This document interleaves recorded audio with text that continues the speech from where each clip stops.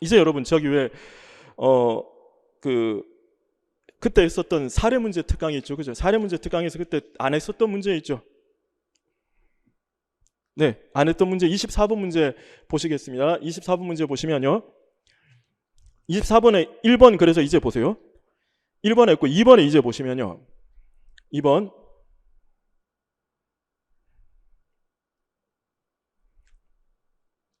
네, 2번에 보시면 카페에 있습니다. 카페에 있습니다. 네, 2번에 보시면요, 아니면 거기 지금 기출문제집 있는 분은 1174페이지 보십시오. 갑이 과징금 부과 처분에 대하여 무효소송을 제기했다가 그 후 취소 청구의 소를 추가적으로 병합한 경우, 아까 말씀드린 거예요. 동일한 처분에 대해 무효소송을 제기했다가 취소소송을 추가한 겁니다. 그럼 어떻게 해요? 무효소송만 90일 안에 제기되었으면 취소소송도 90일 안에 제기된 거로 보겠다. 그게 2번이 되는 거죠. 그리고는요, 처분이 무효라는 주장에는 처분이 위법하다는 주장도 당연히 포함되어 있거든요. 그래서 2번에 보시면요, 처분이 무효를 하면서 굳이 저는 취소 판결은 필요 없습니다라고 하지 않은 이상 취소를 구하는 취지도 당연히 포함되어 있다, 그 말입니다. 그리고는요, 여러분 왜 그거 있죠?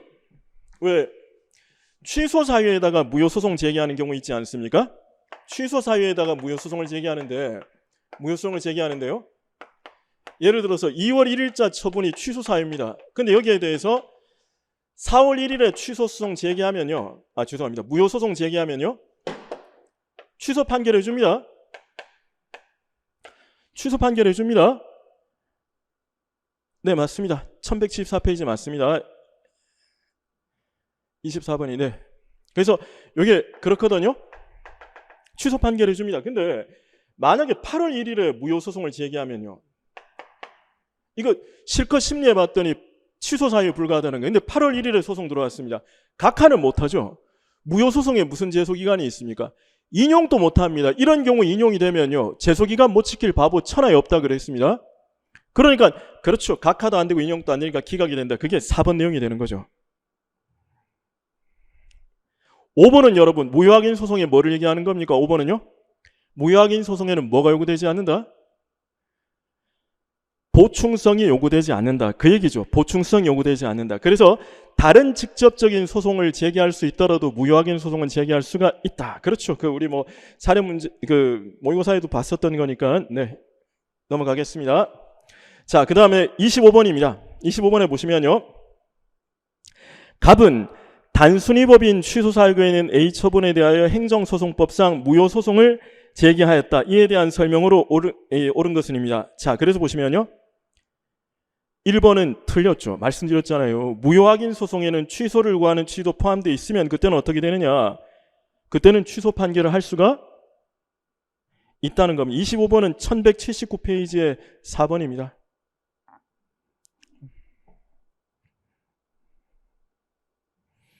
이번 지문 보십시오. 무효확인 소송이 취소 소송의 적법한 제소기간에 제기되었죠?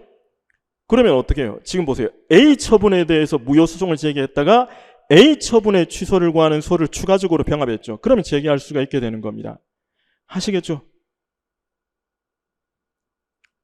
하실 수 있겠죠, 여러분? 우리 아까 봤었던 제소기간 특이한 내용입니다. 제소기간 특이한 내용입니다. 그리고 3번은요, 무효확인 소송의 제기 전에 국가배상 소송을 제기했습니다. 이게 여러분 우리 행정소송법에 있는 관련 청구의 병합의 문제죠, 그죠? 관련 청구의 병합의 문제죠. 관련 청구의 병합 같은 경우는 어떻게 되는가 하면 여러분 어느 소송으로 보냅니까? 행정법원으로 보내요. 행정법원으로 보냅니다. 그렇기 때문에 무효소송을 국가배상소송이 계속된 법원으로 이송병합하는 게 아니라, 하실 수 있겠죠? 무효소송을 국가배상소송이 계속된 법원으로 보내는 게 아니라 국가배상소송을 무효소송이 제기된 법원으로 보내줘야 됩니다. 하실 수 있겠죠? 하실 수 있겠죠? 네. 네네, 잘했습니다. 그리고 4번은요, 그렇죠, 소송 요건은 상고심에도 존재해야 되겠죠. 그렇죠, 그게 4번이 됩니다. 26번은요 우리 기출문제집의 저기 1181페이지입니다. 기출문제집의 1181페이지입니다. 자, 그래서 보시면 1번은 뭐냐면요. 원래 여러분 세금 부과는 조세 관련 사건은 행정심판 전치주의죠. 그죠? 그죠? 그래서 조세는 행정심판 전치주의지만 어떻게 해요? 우리 왜 취소소송에 18조가 전치주의, 20조가 제소기간인데 무효소송에는 둘 다 적용 안 된다 그랬습니다. 부작위 소송에는 둘 다 준용이 되고요. 그래서 어떻게 되느냐? 무효 확인 소송을 제기할 때는 무효 심판 거칠 필요가 없다는 겁니다. 그렇죠. 잘하셨습니다. 네. 그래서 이렇게 잘하고 계시니까 되게 기분이 좋네요. 그 다음에 2번에 보시면요. 그렇죠. 이제 위헌 결정 이후에는요. 강제 집행을 할 수 없습니다. 그렇죠. 강제 집행을 못 들어갑니다. 그리고 3번은요. 여러분 똑같은 거죠. 똑같은 거. 3번은 똑같은 거죠. 그죠? 3번은 또 무표정 아닌데요. 3번을 보시면 압류 처분에 대한 무효 소송을 제기했다가 압류 처분에 대한 취소 소송을 추가로 병합했다. 동일한 처분에 대해 무효 소송을 제기했다가 동일한 처분에 대해 취소 추가적으로 병합한 거예요. 그럼 어떻게 해요? 처음에 제기된 거로 본다. 그게 거기에 나오는 3번이 되고요. 4번은요. 소변경이죠. 네. 소변경이죠. 그럼 그때는 처음에 소를 제기한 때. 그렇죠. 잘하셨습니다. 네. 네, 훌륭하십니다. 잘하셨습니다. 자, 이제 27번은 기출문제집 1187페이지입니다. 기출문제집 1187페이지입니다. 기출문제집 1187페이지인데요. 보시면요. 이게 뭐 위헌 법률 심판형 헌법 소원이라든가 이런 거는 정말 신경 쓰지 마세요. 신경 쓰지 마시고요. 그게 뭐 이렇게 위헌 법률형 헌법 소원 이런 것들은 여러분들에게 절대로 못 냅니다. 절대로 못 내니까 어쨌든 여러분 만약에 처분이 나오면요. 위헌 결정 나오면요. 위헌 결정이 그러니까 처분 후에 위헌 결정이 있었는지 위헌 결정 이후에 처분이 있는지만을 보시라 그랬죠. 그죠? 이거는 여러분 그거 있잖아요. 국가직 이거 사례 설명 때 이미 앞에서 나왔었는데 작년 국가직 문제지 않았습니까? 그래서 이거는 그때 행정행위 파트에서 한번 설명을 했었던 내용입니다. 아, 그래요? 그럼 봅시다. 좀 천천히 봅시다. 굉장히 난도는 높았습니다. 보십시오. 자, 보세요. 갑은 보십시오. 취소 소송을 제기했죠? 그러니까 여러분, 우리 그거 있잖아요. 법률이 2월 1일에 제정이 됩니다. A 법률이 제정이 되고요.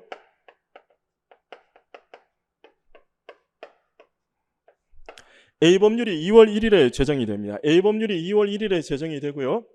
8월 1일에 A 법률이 위헌 결정이 떨어져요.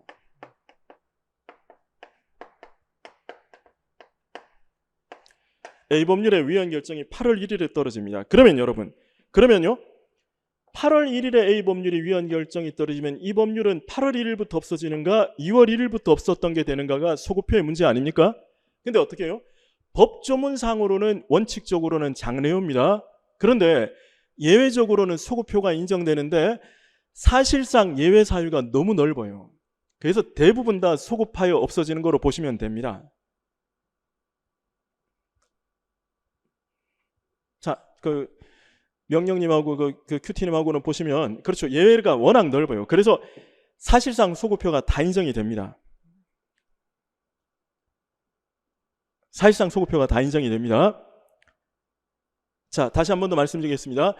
법조문상으로는 조문은 장래를 향하여 없어지도록 되어 있는데 판례는 예외적으로 소급표를 인정을 합니다. 그런데 그 예외적인 소급 사유가 굉장히 넓어요. 그래서 실질적으로는 소급표가 다 인정이 됩니다. 소급표가 다 인정이 되는데요. 근데 소급표가 다 인정이 되는데 자, 8월 1일에 그러면 A 법률이 위헌 결정 내리죠. 2월 1일에 그러면 이 A 법률은 없었던 게 돼요. 근데 여러분 그렇게 되면 어떻게 되느냐? 2월 1일자 이후에 A 법률 때문에 조치를 받았던 사람들은요. 그 사람들은 구제는 다 받을 수가 있습니다. 그러나 여러분, 이 소급표를 너무 넓게 인정을 하면 뭐가 깨진다 그랬습니까? 법적 안정성이 깨지죠. 법적 안정성이 깨져요. 법적 안정성이 깨지기 때문에 이게 법적 안정성 문제에서는 조금 문제가 있을 수 있어요. 그래서 어떻게 해요? 법적 안정성을 위해서는 소급표가 제한된다 이렇게 돼야 되겠죠. 법적 안정성이 소급표가 제한이 됩니다. 법적 안정성을 위한 제도가 불가증력 아닙니까? 불가증력이라는 게 처분이 있으면 안 날로부터 90일 지나면 소재기를 못하게 하겠다. 개인의 권리 구제보다 법적 안정성을 위한 것이 이게 바로 그 불가증력이거든요. 불가증력이 발생하면 소급표가 제한이 돼요. 그런데 여러분 갑은 보세요. 취소 소송을 이미 제기한 상태죠. 취소 소송을 제기한 상태니까 갑은 불가증력이 안 생겼으니까 갑에게는 소급표가 인정이 돼요. 다만 여러분 소급표가 인정이 돼 만약에 4월 1일자에 A 법률에 따른 처분이 있었더라도요. 요 처분 자체는 어떻게 됩니까? 아직까지 처분 당시에는 위헌 결정이 있기 전이기 때문에 이 처분은 처분 당시에는 명백한 하자가 아니죠. 그렇죠. 그래서 취소 사유 이렇게 되는 겁니다. 네, 잘하셨습니다. 그래서 보시면요. 1번 지문. 서울시장의 갑에 대한 부담금 부과 처분은 원칙적으로 무효라는 지문은 틀린 지문이 돼요. 그리고 2번은요. 자, 2번은 여러분 어디를 체크하셔야 되느냐 보십시오. 자, 보세요. 을은요. 지금 재산 압류를 됐죠. 병은요. 부담금을 납부 들어간 상태입니다. 그죠? 병은 지금 납부한 상태입니다. 그리고는요. 을과 병에 대해서는 모두 제소기간을 도과한 상태다. 그렇죠. 소급표가 인정이 안 된다는 걸 얘기하는 거예요. 안 된다는 걸 얘기하는 겁니다. 그러나 여러분 어떻게 해요? 위헌 결정이 났으면 더 이상 집행은 못 들어가죠. 그래서 2번은 틀린 겁니다. 의뢰재산 매각 못 들어가요. 의뢰재산 매각 못 들어갑니다. 네, 잘해줬습니다. 의뢰재산 매각 못 들어갑니다. 그렇죠. 잘해줬습니다. 그리고 3번은요. 을은 여러분 위헌 결정의 소급표가 인정되지 않기 때문에 을에 대한 부담금 부과 처분은 적법한 처분이 돼요. 을에 대한 부담금 부과 처분은 적법한 처분이 됩니다. 을에 대한 부담금 부과 처분은 적법한 처분이 됩니다. 4번은요. 병은 이미 납부를 했죠. 그럼 여러분 부담금을 환급할 거냐 말 거냐. 네, 맞습니다. 부담금을 환급할 거냐 말 거냐의 부분은 뭐냐. 부당이득이면 반환할 거고요. 부당이득이 아니면 반환을 못할 거예요. 그러나 여러분 지금 보십시오. 병에 대한 부담금 부과 처분은 소급표가 인정이 안 되니까 적법한 처분이 돼요. 적법한 처분이 되니까 적법한 처분에 따른 납부는 부당이득이 아니게 되겠죠. 맞습니다. 네, 적법한 처분이니까 맞습니다. 오미자님, 네 맞습니다. 그걸 낙장불입으로 해석을 하나? 네. 또 감정이입하지 마시고요. 어쨌든 그래서 4번 지문은 그런 뭐 그거 가지고 착한 사람이 손해 보니 아니 병이 착한지를 만나봤나? 참나. 그 다음에 5번은요. 그러니까 이제 어떻게 되느냐? 병에 대한 부담금 부과 처분은 적법하잖아요. 병에 대한 부담금 부과 처분은 적법한 처분이니까 적법한 청구에 대해 무효소송을 제기하면 기각이 되겠죠. 기각이 되겠죠. 자, 그 다음에 그래서 27번은 답이 5번이 되는 겁니다. 자, 이제 28번 보시겠습니다. 국민건강보험공단은 갑에게 보험료 부과 처분을 하였다. 이에 갑은 그 전액을 납부하였으나 나중에 위 보험료 부과 처분에 하자가 있다는 사실을 알게 되었다. 자, 그럼 여러분 1번처럼요. 갑이 취소소송을 제기해서 28번 문제는 기출 1189페이지입니다. 27번은 1187이고요. 자, 그 다음에 갑이요. 취소소송을 제기하여 인용 판결이 확정이 되면 부당이득 반환 청구권을 가지게 된다. 특별한 거 없죠. 그리고는요. 부당이득 반환 소송은요. 부당이득 반환 소송은 민사 소송이 되겠죠, 그죠? 근데 곧바로 여러분, 곧바로 부당이득 반환 소송을 제기하면 그때는 어떻게 되느냐? 취소 사유라면은 민사법원은 공정력 때문에 처분을 취소할 수가 없게 되겠죠. 그렇기 때문에 3번 지문은 그런 내용이 되고요. 4번은요. 원래 이건 뭐 여러 번 방조드렸기 때문에 다시 말씀드리지 않겠습니다. 원래는 처분의 취소가 확정이 되어야 판결이 생겨서 납부한 돈이 부당이득이 되는데 취소 소송과 부당이득을 뭐하면 병합하면 그 절차, 1심 절차면 1심 절차, 2심 절차면 2심 절차에서만 처분이 취소되면 됩니다. 잘하셨습니다. 네, 잘하셨습니다. 5번은 뭐 얘기하는 겁니까? 5번은 뭐 얘기합니까? 5번은 뭐 얘기합니까? 5번은요. 그렇죠. 보충성 잘하셨습니다. 네, 부동산님, 젤리님, 따시님, 한입보이님, 이님 다 잘하셨습니다. 뚜뚜님, 지몬치님, 네, 다 잘하셨습니다.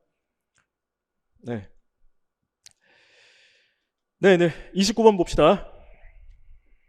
자, 여러분 도로 점용 허가죠. 도로 점용 허가는요, 요거는 이제 그죠? 도로 점용 허가는 이거는 그 재량행위죠. 특허로 재량행위. 그래서 1번 지문은 틀렸고요. 2번 지문은 뭐 묻는 겁니까? 우리 이게 저기 그 사례 문제에서도 모의고사 문제 설명드리기 간단하게 말씀드리겠습니다. 2번 문제는요, 이른바 절차적 심리설이 판례 입장이다 그거죠. 처분을 해야 되는지 안 해도 되는지만 심리할 수 있다는 거지 어떤 처분을 해야 되는지까지는 심리를 못합니다. 그게 2번이 되는 거죠. 네, 1196페이지입니다. 네, 맞습니다. 3번은요. 그러니까 부작위 위법 확인 소송에서 인용 판결이 나면 행정청은 처분만 하면 돼요. 그게 3번.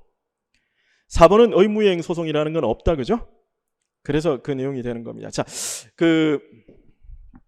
그거랑 저기 부관 파트 여러분 각자 교재에서 한번 확인하십시오. 부관 파트에서요 보면 사도 개설허가를 하면서 공사기간을 준수하라는 거 있거든요. 이거 부담이에요, 부담. 사도 개설허가 하면서 공사기간을 준수하라 이거 부담이거든요. 그럼 부담은 여러분, 부담의 불이행이 있더라도 곧바로 실효되는 건 아니죠. 그거 한 번 더 기억을 해 보도록 하십시오. 교재에 있습니다. 네. 사도, 그러니까 개인 도로. 개인이 이렇게 건축을 할 때 개인한테 이렇게 도로가 없으면 건축허가 안 나거든요. 그러니까 제가 도로 만들 테니까요. 건축허가 내주세요. 그게 사도 개설 허가입니다. 아니 그 사도 세자할 때 사도 아니고 개인 도로 개인 도로 그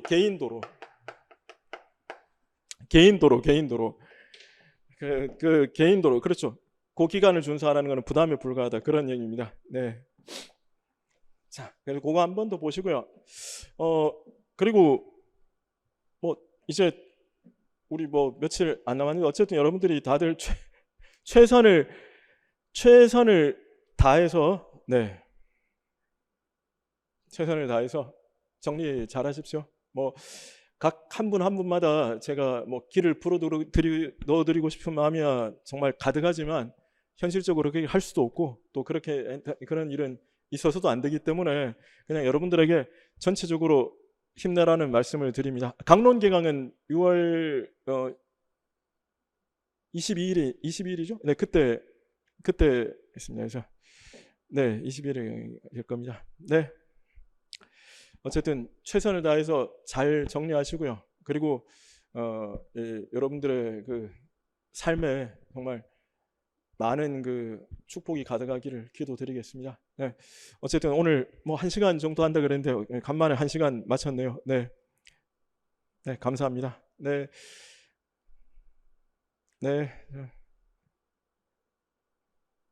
전부 다 최선을 다하시고요. 좋은 결과 만들어내시고 여러분들 삶에 정말 그 뭐 결과도 중요하지만 어떤 건강과 축복이 가득하기를 기도드리겠습니다. 감사합니다. 수고하셨습니다.